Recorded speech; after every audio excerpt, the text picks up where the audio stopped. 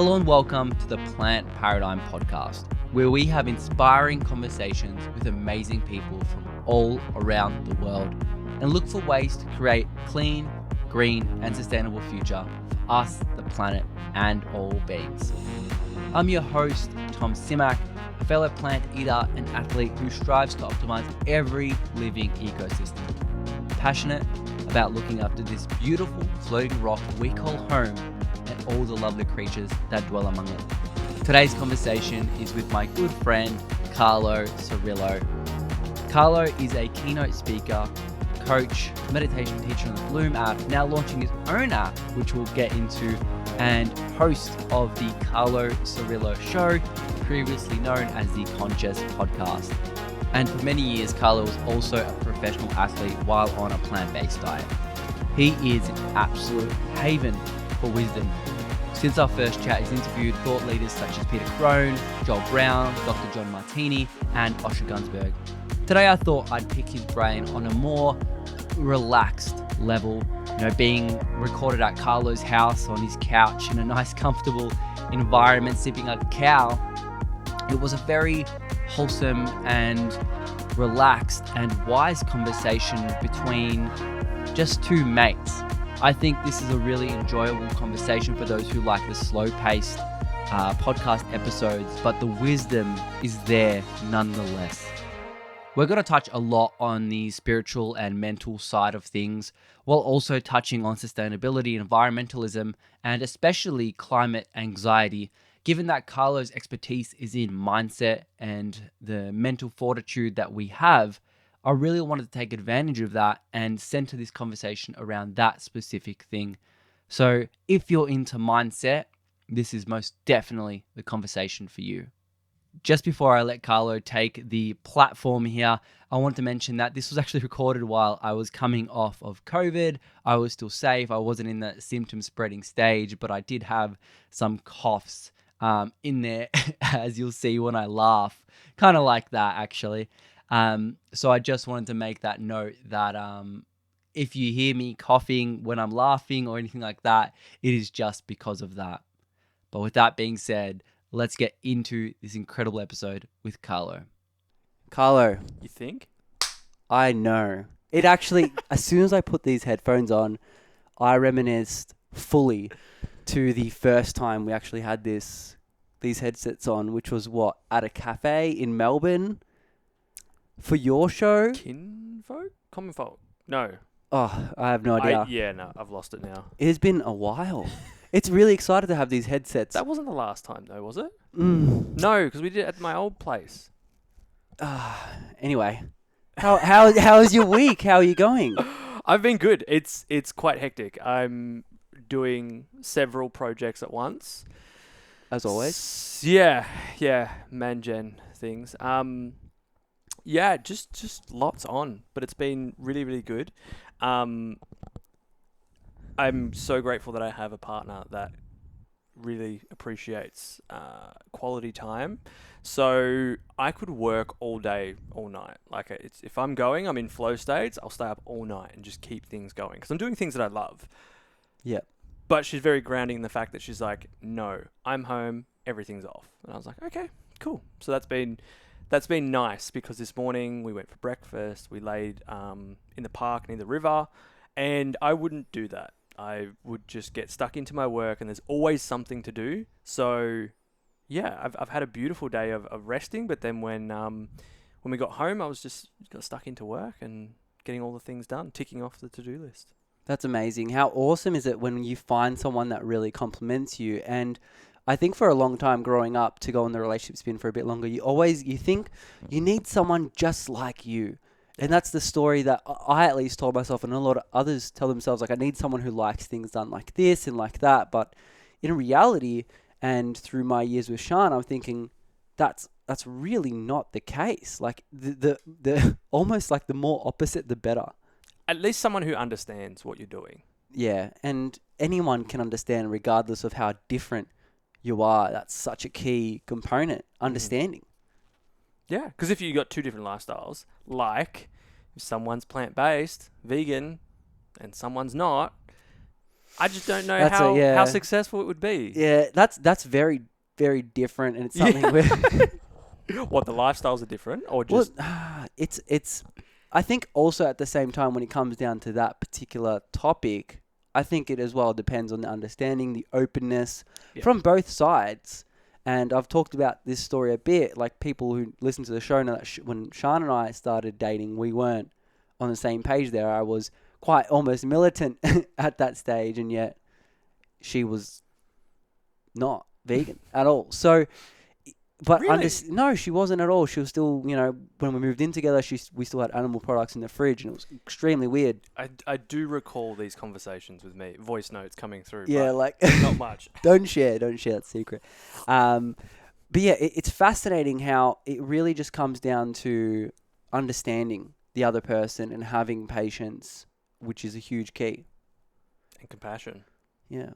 Anyway, you're launching an app, man. Yeah. You've told the world at this Yes. stage that you're launching an app. Yes. And when we first had a conversation on the show, episode 50, and now this is going to be episode 118, I believe. So a lot has happened. You're launching an app. You're untangling yourself from a microphone right now. Yep. Chokehold. And Snake. What is this app about? Tell me. Yeah. So if you're watching, which I highly recommend you going and checking out. It goes on YouTube. Yep. Yes, go check out the YouTube content. You'll see this nice big A behind us. This is one of our logos for Sala, the app. And it's an idea that I've had in my mind for months now. Like it would be 6 to 9 months. I knew something like this was coming. I just had to go through a rock bottom moment last year where one thing that I was doing had to end for this to then be born. I thought everything was going to be with that company and community, but the way of the world, it just wasn't meant to be, and had to evolve and grow within myself. So then in the thinking stage of the app, I was like, well, I love all the modalities, breath work, meditation, movement, sound healing, all of that. And I was like, well, how can we create something so accessible for everyone? There was breathwork apps. There was the Wim Hof sort of stuff. Yep. There was meditation like Calm, Bloom, some of the apps that I've been on. And I was like, they do it really good, but I think I can do this better. And how can I bring everyone that I know together that are really good at what they do? Breathwork, meditation, movement side of things. Bring them together and we all share something. And that's where Sala was born, and really for me it's bringing people back into alignment, and that's why there's an A with a line, align. And in terms of that alignment, it's like mind, body, soul. It's all of those levels. It's how can we create something, a community and a platform where someone can come in and do something for their mind, something for their soul, something for their body. And that's what for me, in all of my moments of like rock bottom or tough moments in life, it was taking it back to those basics. So it's not a meditation that's on there that's going to go for an hour. It's 5 minutes. Get it in, see what topic you want to do it on, how you're feeling. You can track how you're feeling in there. Put it in, and then you'll be suggested a meditation or a breath work to start your day. And I wanted to make it that simple where it's like 5 minutes is all you need. You don't need to be levitating. You don't need to be a monk. You don't need to, breath work like Wim Hof for an hour and, jump in ice. You can do that. But can we do it on a daily basis? Can the everyday person access these tools? And that's what's been that consistent thing for me that's allowed me to, amongst the challenges, still thrive and feel connected and aligned. I love that. I love how it's this whole huge cacophony of everyday, actionable, sustainable things you can do to better your mind. And a lot of the time on the show, we talk about how health isn't one thing. Yeah. It's so far from being the one thing. Like, I try to think in my mind sometimes, I'm like, imagine, we all know the benefits of meditation, 100%. Now, imagine someone who just meditated and didn't do any breath work, somehow had no self-awareness, had a horrific lifestyle and diet, but they were meditating 3 hours a day. And you think, is that person an embodiment of health? And in the words of this, alignment. So it's really fascinating. Have you thought about, this is just off the cuff, have you thought about adding like almost like nutrition style of it as well? Because that kind of fits into that key as well. Although I know that nutrition is such a gray area. There's no, like, Actually, I want to take this a different direction. In the field of nutrition. Short answer, yes. Yes. In the field of nutrition, you've got people arguing. Obviously, you've got your keto, plant-based, and oil's good for you, oil's not. And there's lots of different arguments within that community. Is there that kind of same almost discipline or 50-50 between this way to meditate is the right way, or like other really big discrepancies or arguments within other communities, like the breath work, the meditation, all that? 100%. There's going to be people that are so passionate about one thing that say, do the ice baths. They're the thing. That's the thing you should be doing. Then people saying, no, do the saunas. Like complete opposite type thing. Or they say it's just a placebo, right? From my point of view, with everything in life is just coming at it with an open mind and being like, well, everything has its merit. But it doesn't mean you have to, like when someone's saying, just do this is the only thing, the one thing. I always question that and go, is it? Because one size doesn't fit all when it comes to, especially mindfulness, mental health, nutrition. We're all different. You need a certain amount of calories. I need different amount. You probably have deficiencies in something. I have deficiencies in others as well. Yeah. So it's, I think when I've been told, and trust me, I've been that person. We've been in network marketing before. We were that person where it's like, this is the way to be an entrepreneur and live your life. Don't get a job. All of that. There is that in the mindfulness space. If you're not journaling, the greatest irony, isn't it? Yeah, well, it is. But this is why I always question, because I was taught if you don't, if you're not passionate about that one thing, you're not niched enough. And I'm like, that's in selling, yes, but in a lifestyle, it's holistic. You need mind, body, soul. And that's why the app has all those elements. So when we go into our challenges per season, so for example, winter's coming up. We have our good friend Claire. Have you met Claire? Blonde, yoga? Probably multiple times. Yeah, maybe. Probably yes, probably no. She's our Ayurvedic teacher and also traditional Chinese medicine doctor. She is going to then make suggestions in the meditation side, the breathwork side, the movement side, and nutrition based on the elements. So winter's very like, coming into yourself. Think of like bears hibernating. You're going away. You're connecting back to center. It's very grounding. So the foods that she's going to be suggesting are very grounding. Your like root your stews, vegetables, your soups, which is going to be, and your teas, like the different ingredients that are in those is to ground you. The colors of our merch will be grounding. The quotes will be grounding. All of those types of things. So I'm really thinking of this as a holistic thing that anyone can jump into, because it's not going to say do this or do that. It's here's what we suggest in this season to jump into. But it doesn't mean you can't do your everyday 5-minute hour of 5 minutes of power. We are just creating that element. So if you want to opt in, awesome. Also remembering that it's going to be very vague in a way, because people have different preferences and stuff like that. Some people don't want to do breath work or the movement or the Pilates or whatever it may be. For lots of different reasons. Breath work can bring out emotions and all that. I find that really fascinating, because if you think diet and nutrition, like we were talking about, it's seasonal. Yeah. Right? You don't want vegetables grow seasonal. That's right. Everything grows seasonal. So it's almost like, well, your bodies are technically seasonal too. And we know that on a biological standpoint, because we know we burn more calories in the winter time to keep us warm, etc. There you go.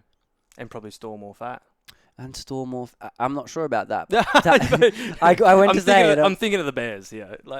Yeah. Well, I'm drinking this to talk more about plants here. I'm drinking this sacred cacao. How would you describe what I'm drinking to people? It's the food of the gods. It is in the ancient Mayans. It is the food of the gods. Oh, you're serious? Yeah. No, it is. Yeah. Okay. Yeah. Like, this one specifically is sourced from Peru. A good friend of mine, Dan, sacred cacao, and they blend it in its purest form with other flavors to help through the elements. So you're having a vitality one with matcha and mint. That's going to kind of speed up your brain power, I guess, throughout the day. Matcha, super good for you as well. Cacao as itself is really good for you. It's a superfood.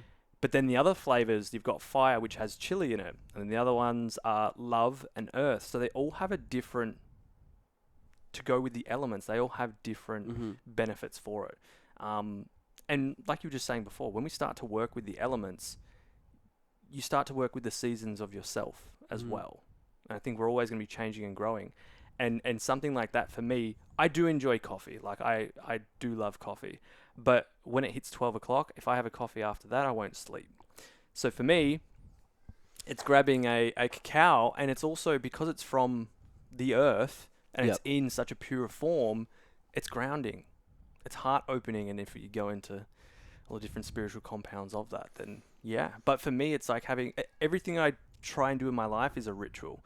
Whether you're drinking a tea, coffee, or cacao, if I have that and I'm present with it, maybe I'm talking about or expressing gratitude at the time, it's I'm grounded, grateful, I'm going to have a great day. Yeah. Well, it makes me think when I'm drinking it how far we've really skewed what a hot choc could be. Because it's not like, I was having a look at the ingredients and there's not like a sugar fix in there. And it's so funny how we've really almost, I'd say the word butchered what this can be. And it also makes me, like, I have a very climate change centric brain. So everything I can see, I know has an impact somewhere on this planet. Whether it's good or bad is depending on that choice. But in my mind, I'm looking at this cacao, which kind of reminds you of macaroon powder. How it's very traditional, it's sacred to the landowners and the indigenous to the land, and they have their own rituals and how they grow it, but also how they yield it and all of that. So it makes me think of how, you know, you could go and support Nestle, who have this horrific, I'm not sure if you've seen Rotten or like how they work with the cacao farmers, and it's just the abuse and the death and the bloodshed is really horrific, and I'm sure not all their farms are like that. Actually, I'm not sure. I'm going to take that back. But, and then you have this product, which purchasing it as you look at it, you don't feel like a climate warrior purchasing it. But part of me thinks you're making a difference in this potentially villages or upholding this tradition, because the indigenous people of the land know how to treat the land. They're part of the solution to curb the climate. Yeah. The Australian Aboriginal people are incredibly intelligent when it comes to curbing Australia's climate change. We don't have them on any board anywhere telling us about that. And so when I see this drink, even though like I'm not affiliated with them by any means, I think I am. I think it's fascinating that you can make this decision which feels like nothing, but it's something. Yeah. You know, everything is so deep in what we do as humans. You know, whether we purchase, it's like last time we had this conversation about coffee cups and purchasing from a place that has like compostable cups, which is a few cents extra per cup for them as a business. But that vote is so powerful. Yeah. It all adds up. And you know, there's such an in-depth story about, you know, sacred cacao and the Ashaninka tribe and Dan going, you know, a 5-hour bus journey, then a 2-hour canoe ride and all that to go meet them. Did he actually do that? Yes. Yeah, wow. There's a whole story on that as well. But in that being sustainable, he then, all the money that's raised through the events that we do for Sacred is then sent back to the rainforest and for them to preserve that land. Because if it then starts to get over-commercialized, it becomes a business. And like you were saying, it is a village. It's a tribe. It's not a business. It's not, you know, this big guy that's like, I'm CEO. No, he needed like 2 translators to go, because it was like English to Spanish, Spanish to Ashaninka. Really? So it's like a whole journey. And when you hear that, even just me like sitting here and like when he was telling me, I'm like, oh, I'm drinking something good.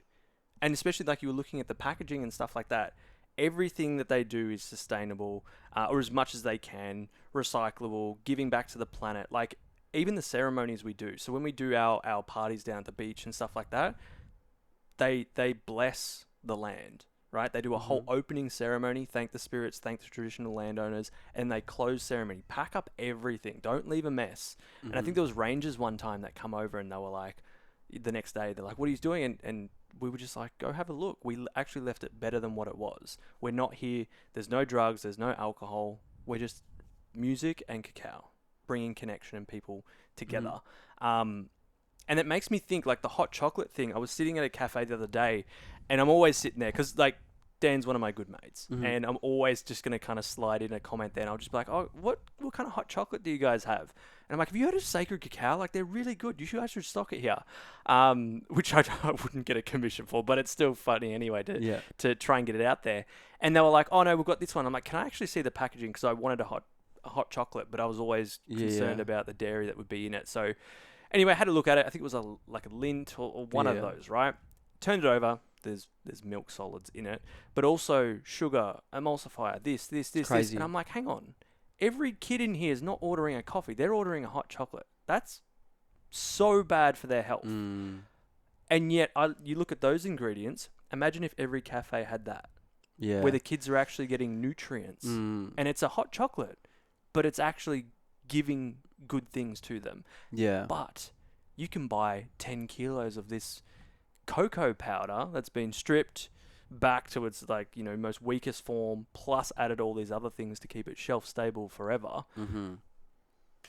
And that's what sells, and that's what people, even a shop owner, would buy over a cacao that might have more of a premium price, but look at the benefits to the earth. And that's, I think it's starting to change. I think people are becoming more aware of that, and there are places that are implementing eco-friendly packaging, recyclable packaging. Yeah. Or not even having takeaway. You bring a keep cup. That's really, really cool that you believe that places are getting more like that. And since our conversation, I think they are, because there's people like you and me that... That's right. Literally, sorry to cut you off, but when we were in lockdown, when you guys were up north, they weren't accepting keep cups. Yes. And I'm like, we literally said to the place that we always go to, we're like, we want to use we've brought it here. Why not? And they're like, oh, because of bacteria and we could transfer it. I'm like, because they knew us, they kept taking our keep cups. And I was like, thank you. Like, that's...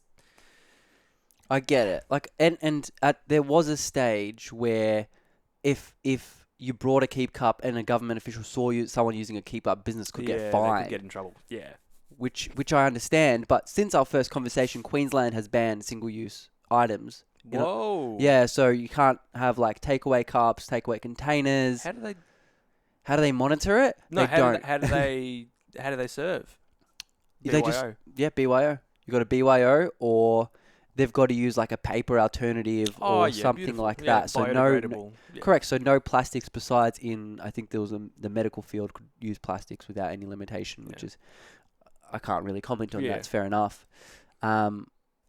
So on our topics of sustainability and what we talk about, you're not really in the space, but you are at the same time. Since our last conversation a year and a half ago, and since you associate yourself with a lot of, I would say, local community businesses, a lot of people that have their own like practices or franchise or whatever, what have you learned about sustainability? In those businesses and practices? Yeah. About anything in the past year and a half?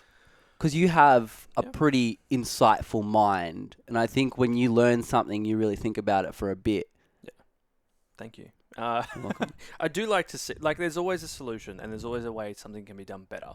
Now, not to say that on the fact of like you're doing it wrong. It's just it could be done better, and can it help the community and the environment? Because anything that's damaging the community or the environment is damaging the community as a whole. So even with like Cold and Conscious, right? We get ice bags delivered, they're in plastic. Yeah. From the start, we were like, how else are we going to get ice? Like, how else are we going to do this? The only solution we could find in there, because there were some people complaining, and we were like, we get it. Give us a solution. We are so open to that. Was that we take it to the soft plastics recyclable, and I think they turn it into like park benches and stuff. Yeah. All that sort of stuff, which is a better solution than us throwing it in the bin. But that was always something from the start. We were like, we can't be throwing this in the bin. It's like nearly 100 bags of ice. But then we were like, well, what's our other alternatives? How can we get this to the beach to keep providing this event that does so much for mental health and for the community? We do have a delivery, like ice delivery coming in now, which they do it all themselves. There's something about the plastic in there that's more biodegradable. We still take it to soft plastics, but it was like, okay, that's that next step. But we're always so open to what is that next step. And that's always like for me when I'm thinking about anything I'm doing or the practices I'm doing or the app, what's the next step? Can we go a little bit better? And it may cost a little bit more, but okay, if there's a solution, let's take that jump. Let's keep doing things. Even when it come to like Sacred and Cacao, their whole packaging, when it went from before, which was not so biodegradable, to then going, okay, this is going to cost us a lot more per tub or per whatever it is, but we just have to do that. That's part of our commitment to this planet. So for me, it's like everything I think of is, you know, are there times where I can't avoid, you know, printing on paper or whatever it may be?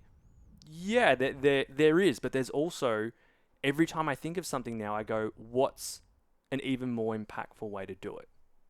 And whether that be with, you know, with an app, we're not really kind of harming the environment, but when we come to our events that we're going to be hosting, can we provide better solutions? So we were talking with the team the other day, we've got an event coming up and they're like, oh, we need bottles of water. And I'm like, do we need bottles of water? Like, don't be wrong, it would look nice to have our own labeled bottles and all of that, but do we need to go, one, it's going to cost a lot. Two, well, that's probably number two. Number one, people at events take one sip, leave it there, and then they forget about it. Yeah. Why don't we buy water bottles, glass water bottles from a friend of ours that actually makes them, support their business? Yes, it's going to cost us a little bit, but there's an entry fee anyway. And we have the big jugs of water there, and people can get their own. Sweet. It's what can we do? Just looking at everything, what can we do that will make it more impactful and also better for the people coming, but also the environment as well? Yeah, I love that. I think, firstly, the ice thing, it's so funny that you mentioned that, because when I was at the event, so for context, Carlo runs alongside Stephen Cold and Conscious, which is a Sunday or I think Saturday in Geelong. On Sunday, it's in Altona, an ice bath with a meditation and breathing work and all of that. And they have their portable pools and they bring a bunch of ice and you do like a 5-minute, or you can go longer if you want. In 3 minutes. 3 minutes, sorry. 5 if you're a pro, yeah. And I saw the plastic in the ice bag, and everyone knows me, I'm plastic phobic at the very least. And I saw that, and I'm like, even with my mind as it is right now, I'm like, what can they do? I had no idea of other solutions.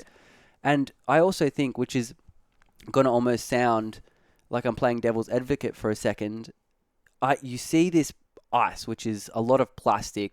If you got 100 bags or something, like it was a lot. Yeah, 50 to 100, yeah. That's a lot of bags of plastic. But then you've got this activity, which anyone who's looked into ice baths, there's a lot of neurological and physiological advantages. And on top of that, the mental advantages to that too.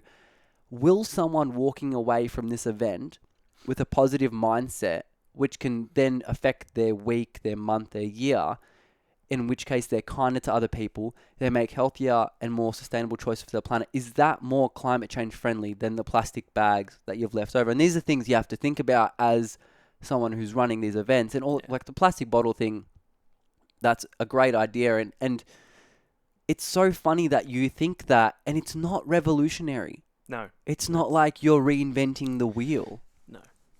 So sometimes I'm like, why do we still have this plastic bottle thing that's happening? And look, I love watching the footy as well. And then I'm watching the footy, the team wins, and they're spraying these plastic bottles over each other. That's literally just there to be sprayed, and the Gatorade, and they throw it everywhere. And I'm just like, it's so fascinating how someone just give them a reusable bottle. Yeah.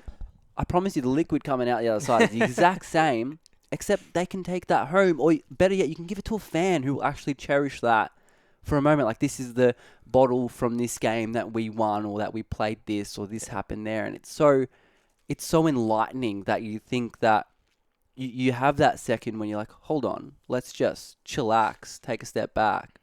There is other things we can do to make a more conscious decision, align ourselves with our own values, and move on with peace and a smile.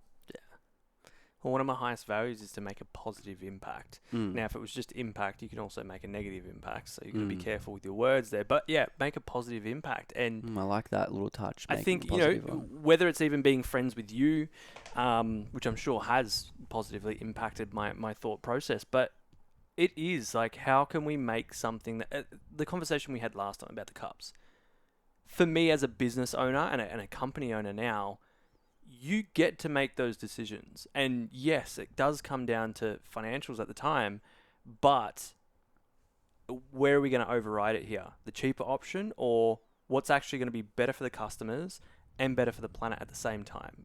In most cases, or every case, they're the same choice to go that little bit more. And that's where it's like, even with the cups we use for the cacao down at the beach, we say, bring your own. And if not, we have our bio... Like a biodegradable. Yeah. Yeah, like a bio cups. Yeah. That's so... I was just listening to a podcast on the way here. And have you heard of the IPCC? No. They're like this body that's funded by the UN that... They're a team of, I think, 260 scientists. Their only job is to report on climate change. And they release this big report. I think it's once every 4 years or once every 3 years. And it essentially says everything you want to know about climate change. Like, it is the creme de la creme. And so they reported the financials in the situation. And there's lots of different topics. But when it comes to economics, which is what we're kind of talking about, I'm by no means an expert. But they worked out that to help Africa, the continent of Africa, curb their climate change, it costs about $15 billion. 15 to 33 billion.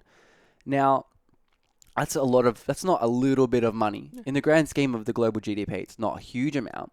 But they said the cost of not doing it was actually $200 billion.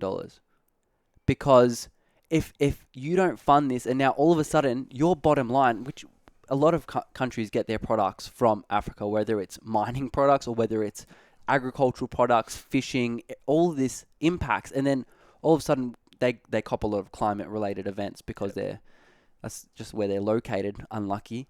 So now your bottom line is affected. You didn't want to pay this money, but now this affects you directly. And it's so funny how you talk about this small decision that you're making, which it is at the end of the day cutting your bottom line. It's lowering your margins. Yeah. But for and I'm going to take a really philosophical approach and deep approach because I think everything affects everyone profoundly. For your friend, who I hope has a good soul, who has this bottle company that makes these bottles, now you've supported her business. Now she can go on helping other people remove plastic bottles from their lives, which lessens Australia's, because that's where we are, lessens Australia's plastic production, which means less plastic ends up in, a lot of our plastic ends up in Philippines and Indonesia, which means less pollution for these lower socioeconomic countries. And that's one decision you've made, which can create this huge cycle, the butterfly effect. Yeah. Everything affects everything, whether it's our minds. So that little note, having a positive impact, because anyone can make an impact. Everyone's making an impact every day. But a positive impact, that's. Do you have any other nuggets like that for us? Well, just staying on what you were saying, it jumped into my head, like that little decision, how it then ripple effects onto, you were saying if they don't make that investment now, in the future it's going to be worse. Yeah. Think about your health. If you don't make the investment to stay healthy, move your body, go to whatever it may be, in the long term, you're probably going to have a lot of problems. It's going to cost you more money in the long term. If you don't regularly service your car, your engine's probably going to break down. You're probably going to have to get a whole new car, which it could have just costed you $400 a year to fix and keep the upkeep on. So I look at it in that sense as well. Like, if I'm not looking after my mind and my body, that's going to obviously compound and lead to something. It's you get to this decision of, do you want it to go in the positive way or the not so positive way? What are you putting your efforts towards and your mindset towards? Because that will then, those steps will just keep compounding and rippling effect from there. Like shopping at different places, like going to a farmer's market as opposed to your big chains. It's not saying that one's wrong, one's right, but every choice makes a difference. Comes with consequences. It's either going to be a positive one or a not so positive. We have a choice every day, whether to use the plastic, whether not to. Whether to, what foods we buy, what we put into our body, how we get to work, all that. What we think is a big one, yeah. Yeah, and of course, you looking after your mind, your body, like for me, being in alignment, right? And it's not saying that alignment is something that's one thing for everyone. Like I said before, it's going to be different for everyone. But that alignment is where you can then choose to make decisions that you want to make. You're not having to just react because that's the only choice you have at that time. If you're centered and grounded, you can go, what do I want to do with my life, with my choices, with this decision or with this challenge that's been brought upon me. Yeah, That's how we that. make better choices. My mum always says it to my nieces and nephews: "Are you making good choices?" And they stop and think, and they go, "Oh no, I'm actually being a little shit. Like I can probably be nicer here." That's a really simple way to put that, and simplicity is key. I think we overthink everything all the time. I want to touch on the positive aspect of things for a second and intertwine our worlds. So you're no stranger to the fact that our media is led by a few key players like the Murdoch press in Queensland, for example. Murdoch runs, I believe it was 99 to 100% of all print media in the state, and in Victoria it's not too far from that. And there's a lot of monopolisation, and a study out of Deakin University down in Geelong Way actually found that a lot of papers in Australia and New Zealand pinned vegans as being an elite superior minority. And I posted about this, and you know media, how they are with their fear-mongering and all of that stuff. So I wanted to know, we're surrounded by this all the time. Mm-hmm. How do you ever find yourself reading that and getting ungrounded, or have you ever, what are your tips to staying positive through seeing all of that? So seeing media that's completely obscure, not really against our values, but just complete. Like it's just one-sided. It's one-sided, they and then you read that. Yeah. It obviously affects you in a way. You're like, you're frustrated, or you feel not heard to. You feel the world's against you. These kinds of emotions are quite powerful, and they affect you at a very, very deep level, I think. I send a lot of those articles to you on Instagram, and we have it. I see it and I go, "This is gonna fire Tom up. I'm gonna send it to you." You bastard. And yeah, like I'm fortunate to have a partner that's also plant-based, and I really, that comes up in every different area of life, whether it's in the personal development space or nutrition or whatever it may be. I know that people are going to have their views, and I know that especially on this topic, of course they're going to say that. They're going to say whatever makes them more money. And especially if they're affiliated with communities, boards of associations that are providing for them, of course, their job is to talk. And they will pin anyone. And an interview I had with, I think he's someone that you know, Dr. John Dimartini. Oh yeah, I met the guy. It was actually, Tom actually filmed for me the first time I interviewed him. He was like, I can film you 24/7, and I can cut it up to make you look like a villain or a hero, and a really nice person. I like that. So when I see these things, honestly, I think after a long time of reacting to a lot of this stuff, I'd comment, for me, it's like, what's actually matters to me, and do I agree with it? Probably not, but I'm also like, I know what I value, and I know what I've researched, and not to be like I'm not open-minded to it all, but like a certain someone that we have discussed recently that, really famous in the world, that discusses things. One of his posts was like, things that will kill you, carcinogens, chemicals, being vegan. It's like, mate, oh my god. Yeah, it's just like, mate, I laugh like that as well, because I just go, of course he's going to say that, because all of his products are basically just eat meat and butter coffee. But anyway, yeah, I don't, it doesn't really affect me. I honestly see it and I go, how can I be the example for the people around me?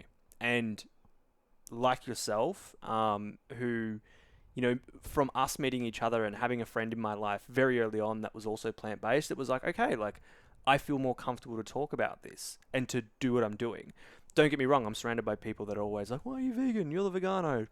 That's fine. You're the vegano. Vegano. That's funny. But I also, through being the example, is like, I'm healthy. I'm pretty fit. I still do all the things. I have a successful business. It does not matter if I'm eating meat or not. And on the other side is like, if they can see me thriving, maybe it'll inspire them to try it. I love that. And then you can share all the... I can share the science of it. The science of it, because I don't have that. But Well, I get people over and I cook for them and then Yeah. they go, oh, I thought it was just eating spinach and tofu. Open your mind. Like, Yeah, it can be a bit frustrating. It's okay to be frustrated sometimes, I think. Have you heard of the term climate anxiety? no. Really? I'm sorry. This might actually be something you can ponder on over the next few weeks and months as we start to see a lot more of it coming into fruition. So there was this cross-sectional study, and it was really fascinating. It found that 64% of young people had this climate anxiety. And what that means is you are aware of what's happening to the climate. So we know that we have, X amount of greenhouse gas in the environment. We know we have to remove this much by this time. And that has this sort of crippling effect. As if, and I'm sure you're familiar with this is just a term that they use because it's related to climate change. I'm sure there's different terms in different areas. But they are then crippled by, I'm this young person. I can't, or it doesn't have to be young. Sorry, I'm just, that's where the study was done. But I'm this person who is just crippled by the fact that I can't do anything. My life is doomed because exterior forces are now controlling my destiny. And so you feel disempowered. Mm-hmm. And so while climate anxiety is specific to climate change, I'm sure you're familiar with the feeling of disempowerment. Yeah. How would you kind of drive that road and kind of get onto a different route? So correct me if I'm wrong. So that one with the climate one is they get anxious or feel disempowered because of outside forces that they can't control. Correct. Or we feel we cannot control them because there's, political forces and all this stuff. Yeah, I'd say that it's very similar to what happened over the past few years with certain spicy flu that's been going around, is that it's on the external. We can't control it. What's happening, what the government does. When we're relying on the external for like that internal validation or feeling good, then yes, we will. We'll look outside and be like, it's raining, I can't have a good day. That's giving your power, your empowerment to an external force. And I get it. It happens. Like, that would be quite disempowering, thinking, oh, the planet's going to, it's stuffed anyway because of blah, blah, blah, blah, whatever they're thinking, or because we can't make an impact to climate change. But that's also, again, in my mind, honestly, for me, it's always been, would I rather focus on that or focus on what I can do, what I am right now? And that could be your impact. And this is something you've told me all the time, is just like, what's the one thing you can do right now? That will start to empower you. Because if you're focusing on the things that you can't control in your life, in the world, of course you're going to sit there with anxiety. You're going to feel unimportant, unworthy, unvaluable in life. But you doing that one thing does help. And the compound of that happening is where you start to feel empowered, because you focus on who you are and what you can do in that moment. Whether it's to do with the environment, whether it's to do in business or starting something new, you have to take the first step. And if you focus on, it's going to take me this long to lose this amount of weight, I'm going to die anyway. Why would I eat healthy? You just got to go back to what I was saying before about choices. What choice do you want to make? And focusing on what you can do. You're not going to, change your nutrition overnight, but you can start taking those steps. You're not going to get super fit, and run a marathon overnight if you've done nothing most of your life. But if you consistently show up, you're going to feel more empowered because you're focusing on what you can do. Well, I really like the concept of the one thing you can do, because the first thing that actually came to my mind when you said that was, I'm only speaking anecdotally, but I'm sure everyone has their own unique experiences around this. If you think back to a time that made you really happy or made you feel good or any of the above, it's always this little thing that comes to mind, like, this person had nothing to do with me and he gave me a compliment, or she said this really nice thing and that made me feel good about myself. Or this PT went out of his way to help me with this exercise, even though I wasn't his client. Like, these little things to that PT, it was nothing. But to you, that really stuck. And there was this really cool quote by one of my guests. He came on, this guy called Martin Skadal, who does a lot of activism work in the Scandinavian region. He does ocean cleanups. Nice. And he's like, to this little island that we go to and pick up rubbish, in the grand scheme of the whole world, it means nothing. But to the grand scheme of the island, it means the whole world. Yeah. And so that mentality, that is really a nice way of saying, like, to get yourself out of that rut which I've been in, of course, many of times. Yeah. It's really thinking, if you even look back on your own life, there's a plethora of examples where someone made that small decision, or you made that small decision for yourself, Yeah. that took you on this whole new trajectory. Yeah.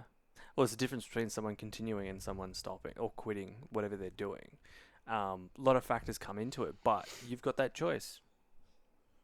You can either choose something that helps you step towards the person you want to be, the impact you want to make, or you don't. You sit back and go, this is too hard. Why me? Poor me. And that's victim mode, right? And we see that happen. And there is times where life is just going to throw things at you, and things are going to happen that you can't control or help. But what you can do for yourself in that moment is going to be the best way moving forward in that positive decision and positive choice. Yeah, I love that. I mean, switching gears for a second to, I guess, a field that you're much more familiar with, in the field of, say, spirituality, coaching, mentorship. And in particular, I want to look at spirituality for a second, because there's a subgroup of people, we'll call them hippies, but I mean no negative terminology with that. I feel like I'm a bit of a hippie myself. I go out with my bare feet and I do these. I have long hair. I hit a lot of the stereotypes. I'm vegan. So I have no negative. But when I'm looking at this space, which is really fascinating to me, you look at hippies and you think that, you're spiritual and you love all beings, and then I meet those, and there's a meme goes around, and I don't know if you know where I'm going with this, and they indulge themselves in animal products. And so the concept why that's really strange is because you preach this love and whatever, and then you're acting against it. And I'm sure, I don't want to put you in a position where you can say something bad about people in your life, but I want to ask the question, can you be spiritual or spiritually aligned and still contribute to animal agriculture or these systems of oppression? You can take a moment to find a political answer there. Look, I'm going to say exactly what comes to mind. And from first off, this is a discussion that I have with my partner a lot, is, well, no, you're saying one thing but doing the other. And you can start to bring in the Bible and whatever else. And from my personal beliefs is no, like how can you preach compassion but then support the killing of another soul, another being, right? That for me is something that I've had these thoughts for a long time. But do I think someone can be in touch spiritually, aligned spiritually? Yes. But then I also start to question people's values and their ethos behind it, because people will believe whatever they want. And just like like those people that are like, you have to do this one thing or you're not spiritual. You have to do this or else. Yeah. Those things really worry me, where it's like, they also, like, I've seen it before online. Like, how can you, like they say, how can you be spiritual and not eat meat? And I was like, oh man, like, it's just, there's a lot of rubbish out there. Do you understand it at a level though? Like, do you pin it down to just, they say and do what they want to believe, and they'll create these stories and myths, and I'm not saying myths as make-believe, but myths as in belief systems that suit them in whatever way. Like, they follow the people on Instagram. I don't even know who they are. They'll justify whatever they want to say because they want to be accepted and loved. And for some people, and I've watched, multiple people go from being plant-based, being vegan, preaching it, to then going the total opposite and not eating anything other than meat. And I there's nothing for me. I don't go, that's right or wrong. It's just, oh man, there's obviously some things inside where you're really not solid on something, and you're really questioning a lot of the things internally for you, like your values and your value systems. And when it comes back to that original sort of question of like, can you be spiritually aligned and all of that? My opinion for myself is like, look at the harmony in what I'm creating being plant-based for my mind, my body, and my soul. There's not this, if you're not eating meat, you're missing out on something, because we know there's studies that show that's... Yeah, we don't have to go into the data. Yeah. So what's the lifestyle and what's the impact I want to create? And as a spiritual, enlightened person, if you're causing harm and to your body and also to other animals and other people, how are you living in alignment? Or what is that alignment to? Yeah, right. I like that because you kind of always think if you go from this transition to plant-based, you can go from eating meat to then beyond burgers, or you can go from eating meat to like a lentil patty, and they're both a choice, but what are you transitioning to? A healthy diet or diet that's simply swapping? And neither is right or wrong, and I have no judgments for either. I indulge myself in both. I love both, yeah. That's right. But we've mentioned the word spiritual quite a bit, and I wanted to see if from all this, how would you define someone, or how would someone define what their spiritual journey means to them? In being plant-based? No, I would say overall as an arching thing. So in the and I don't ask myself this question, or maybe I have to. Because at the end of the day, we can take a look through anything, through plant-based, through who are you as a climate activist? Who are you as a plant-based? Who are you as a son, as a dad, as whatever? Yeah. How does someone begin to define themselves as a spiritual being? What does that look like to someone? How do you start on that journey? Yeah. I think as we start that journey and especially into the spiritual world, like you can get skewed by what people are defining as spirituality. Like, what is spiritual? What does it mean to be inspired or in spirit? And I feel like that's deeply comes back to a connection to self. And in starting that journey, if people want to connect to their spiritual side or be more spiritual, connect to yourself, right? Don't put it in an external thing. Like, a lot of people do preach it has to be in a certain community or a certain belief or religion. You can be spiritual doing whatever you're doing, right? But for me, it's that internal connection to self. Know thyself, be thyself, love thyself. And when we can come from that place, we're in spirit, we're inspired. And it's coming from within. It's not coming from an external sort of thing. And I think because there is so many definitions of what is spiritual? Do I need to be a hippie? Do I need to levitate 3 times a day and whatever it may be? Yeah. We can start that spiritual journey within, and that's what also takes the pressure off trying to be something else, where it's like, no, you are spiritual. We're having a spiritual experience right now. You can have a spiritual experience on the toilet, right? But I lasted a little bit without laughing on that one, but yeah. Feeling spiritual, Yep. or taking that step on that spiritual journey is just really find that deep connection within. Mm-hmm. Find who you are, right? And get to know who you are. Connect to your values and what's most important to you, and then live in those. That's the most spiritual and positive thing you can do for your life, which will have a ripple effect on everyone else around you. That ripple effect sounds good. Yeah. It's very obvious. And people, a good way I like to think about it, kind of going on what you're saying, is asking, if you're finding it difficult to answer that question, I would kind of go down the route of asking, what is other people's perception of my spirituality? What am I showing out there if you're not fully aware? Because I find what really helps, and have you read like the 4 Agreements and Master of Love? I haven't read that one, but I've read the Gotta get Don on it. Miguel Ruiz. Yeah, love. So this is by his son, Don Jose Ruiz, who talks, and I've mentioned this on the podcast a few times, but I think the information is incredibly transformative, is, you knowing who you are on the outside, that personality, but then knowing who you are on the inside, who you truly are at the core. And all alignment is, so this is the most simplified version of alignment I know, is having those the same thing. Yeah. And the more out of sync they are, so if on the outside you're a cocky, arrogant, toxic person, but on the inside you're a lovable teddy bear, the more outside of alignment that is, or out of sync, the more frustrated you become at yourself. Like, why can't I be who I truly am? But the moment you align those, you're having a whole different experience of life. Mm-hmm. And that's, alignment can be such a complicated, convoluted topic, and so is spirituality.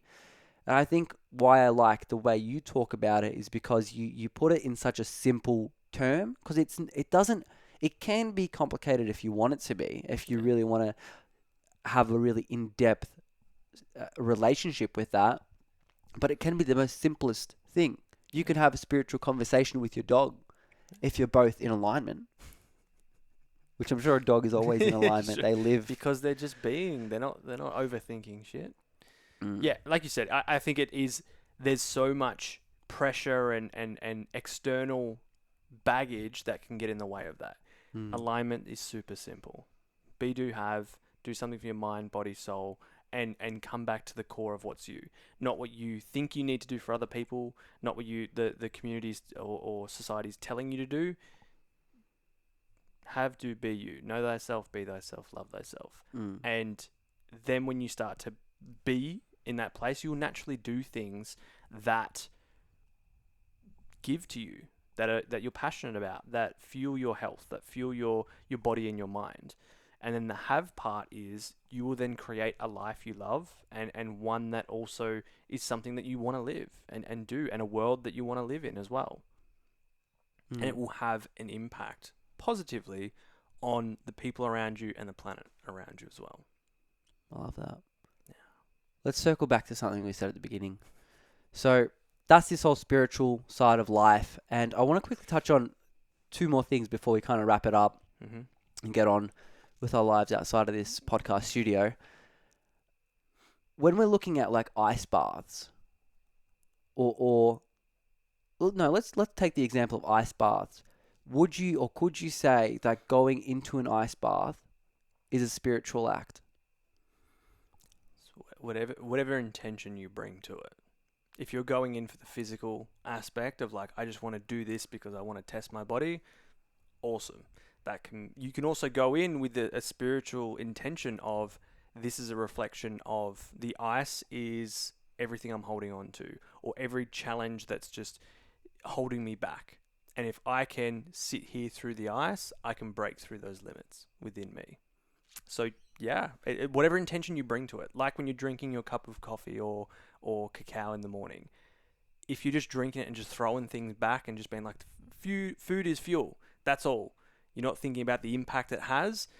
Without intention, it can just be an everyday thing that you don't think about. But if you want to live more consciously and more in alignment and more aware, you will bring intention to it. So yeah, you can have such a spiritual. I do every time I jump into the ice.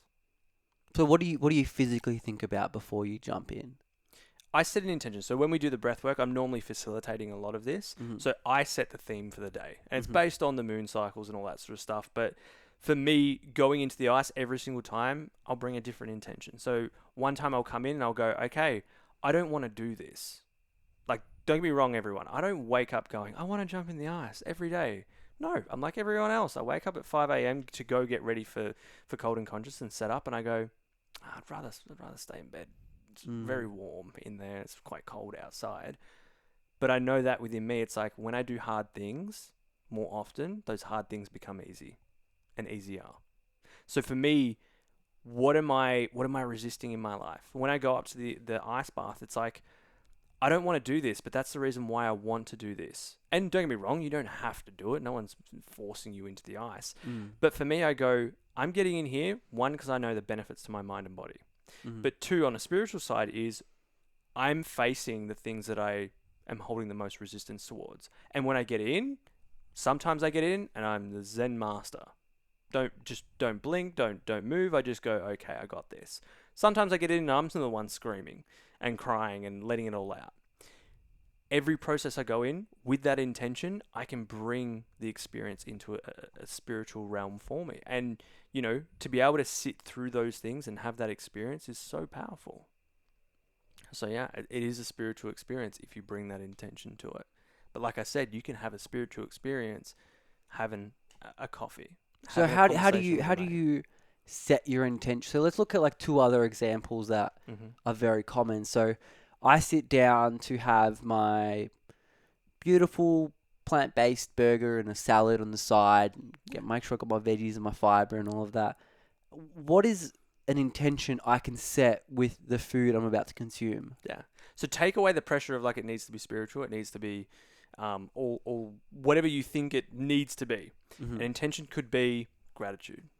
I am sitting here fueling my body and I'm so grateful that I have the ability to do so.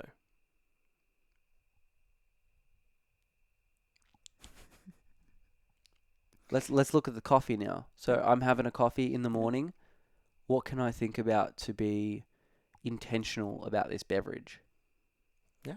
I'm drinking this beverage that I enjoy, that gives me life, but also I'm so grateful for all the people that have come before this coffee to get this product to me. And I'm so grateful that I have the ability to afford this and to be drinking this right now. Mm. And for me, one, it grounds me. It makes me really humble, but also, man, that feeling of gratitude, and we've talked about this every conversation I have, it brings some element of gratitude to it, is like when you're grateful for what you have and for who you are, man, that's such a good base to start at. When we're not, we're on shaky ground when it comes to a lot of things, and we're very unconscious in the things that we're doing. So being in spirit, being inspired, living with intention is very grounding, is very aligning when we come from that place. And then we make, again, choices, and we do things, we consume things that align back to our values, because we're doing it with intention. We're not just doing it because of the sake of doing it. You're going to take a drink of water because you're like, I'm thirsty. I'm going to drink this, I'm going to appreciate it. Whereas if we're just drinking so much water without the intention or being very conscious of it, we probably could be drinking water that's not good for us. That's, I don't know, dirty, full of contaminants. And this is why now, from a place of aligning back to my values, I make decisions such as what food I consume and what water I consume, to what I do throughout my day, to what business I then do, and what I post on social media. So coming from a place of intention.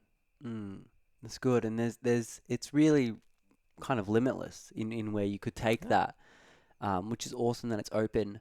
Look, man, coming towards the end of this incredible conversation, is there anything that you would like to leave the audience and the community that is about anything you please? It could be about what we've talked about today. It could be something you've been thinking about for the last week, month, year. The platform is all yours for a little moment. I think going off what we said today and a comment you made is keep it simple. And that's with, the app that I'm creating, everything that I teach. Keep things super simple. We tend to overcomplicate things, whether it's what we're eating, how much nutrition we're getting, climate change, what are the big things we can do. Just keep it really simple and focus on all the things you can do, all the things that you do have in your life, and all the things you are. And from that place, you will feel more grounded. You will alleviate the anxiety, the stress, the worry, and you'll start to make decisions that align with the person you want to be and the life that you want to live, instead of letting those external things hold you back and hold you down from doing anything.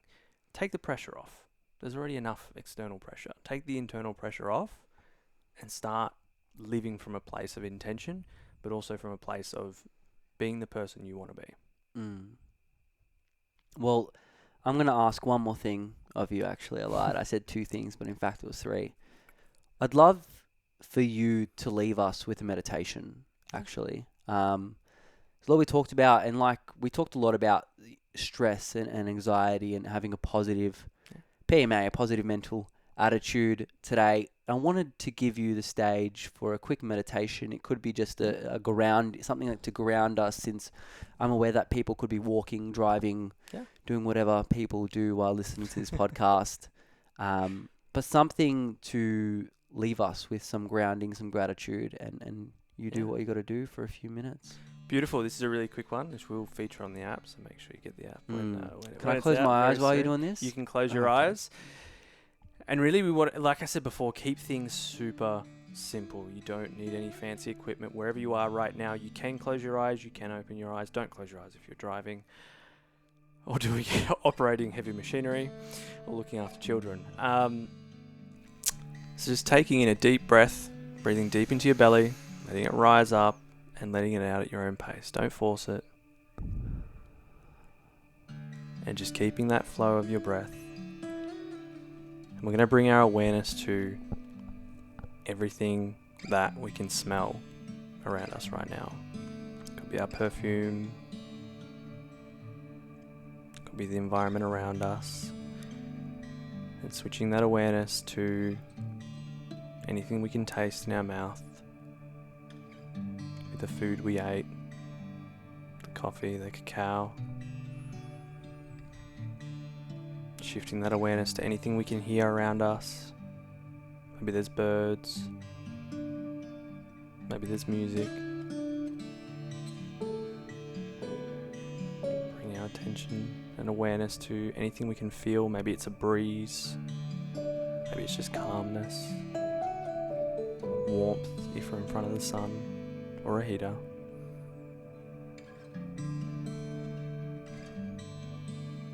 And just giving our gratitude for all those things in our life that we can touch, hold, taste, smell, hear. And also those things that we get to look at, like colours, words, movies, people.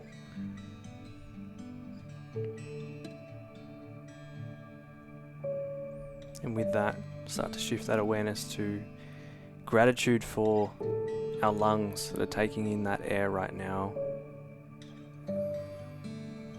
Taking it in and exhaling it out. It does that every second of every day for you to keep you alive. And thinking how grateful we are for our brain. It's always thinking for us, learning, remembering, helping to function everything in our body. And then going back all the way down to the chest, to our heart, that pumps blood around our body, but also love and gratitude to every cell, every second of every day, even when we're not thinking about it, even when we're thinking that we're not worthy, we're not good enough, have we achieved enough in life. All these systems in our body work for us to keep us alive.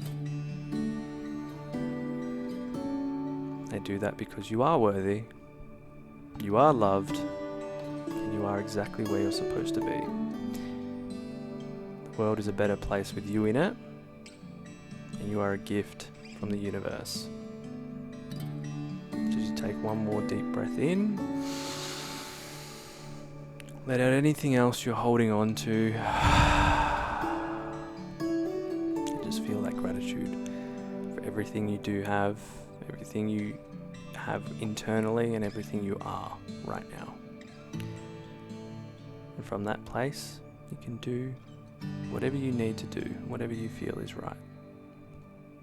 You can open your eyes, bring yourself back. Thank you. You're welcome. Feeling the gratitude? I'm feeling the gratitude. Yeah. This beautiful sunset has gone away. Yeah. It's getting dark. There's so many I could have done just then. I was like, oh damn, I should have done a different one. But it happened as it needed to, and I hope that helped someone who really needed that today. Because I know in a quadrant of things, if the x-axis is important and the y is urgent, meditation often gets put in the important but not urgent, and in that box we don't do these things. These are things like cold showers, these are things like a salad a day, these are things like adding some green powder to your smoothie, meditating, these things that we know we should do but we just don't, because time slips away, work happens, and we have to go visit something and errands pop up. So I liked doing that, and I sprung that on you. No one would be able to tell I sprung that on you, actually, because you just, you fly with it, which is beautiful. I've been in recording mode the past 3 weeks. Yeah. So we've got your app, Sala, coming out. We've got the Carlo Cirillo Show, recently rebranded from the Conscious Podcast. Yep. So everyone could check that out. And you've got, obviously, your Instagram, Carlo Cirillo, all of which I will leave linked in the show notes. Mate, an absolute pleasure to have you here for round 2. You are an absolutely inspiring individual. For those who haven't checked him out, I highly do recommend so. And if you do want more meditations by Carlo, they are very, very pleasant, and you do them for free via Instagram. You do your New Moods meditation and all that kind of stuff. You are someone I would implore everyone follow, because in a cacophony and a cocoon of the world where there's so much negativity, uncertainty, and all those things, you are really a light for a lot of people, myself included. So I really appreciate that about you, that you can keep yourself grounded in meditation, in gratitude, in conversations, and not a lot of people, or there is only a small group of you who can really maintain that in a really positive way. So I really, really appreciate you as a human. I really appreciate that you can have these conversations. And I appreciate you yet again for coming on this show for another round. Thank you, Carlo. You're so welcome, and thank you for all the... I'm receiving it all. I'm learning to receive lately, so keep showering me in compliments. Yeah. But no, thank you. Thank you for seeing what I do, and you've been a part of the journey for, we're trying to work it out before quite a long time. And for me, it's just, I love that I get to have this impact, and it's, my day-to-day sort of life. It's not like I'm trying to do something outside of the person that I am or the life that I'm living. It's like, no, again, keep it really simple. And I kept everything really simple in my life, and I'm living in that. And whatever comes up. But knowing that you're worthy, loved, all of that is my message to everyone. So come across. You'll be inspired in some way. You'll either be inspired to stay on, or you'll be inspired to not follow me and go follow someone else. So either way, it's all good. Either way, I'm cool with whatever. All right. But thank you for having me. Absolutely, this was amazing. Thanks for coming on. You. Hi there. Welcome to the end of the episode. I hope you enjoyed the ride there and learned a thing or two. I most definitely did. It's always a great time to catch up with Carlo. While he is an amazing friend, he is also someone I find very wise and intelligent in a lot of ways. So it's awesome to be able to pick the brain of someone like that on a more, pretty much just with the record button clicked on so everyone else can experience the wisdom that Carlo has. If you want to check out his app, his podcast, and all the other places you can find him, please check out the show notes where I'll leave all the links for that. Other than that, thank you as a listener or watcher for jumping on and listening or watching the whole way through. I really appreciate that. I know you have 101 million podcasts to choose from, so I'm very grateful that you chose this one, really. And I will see you on the next episode. Until then, stay happy, eat plants, peace.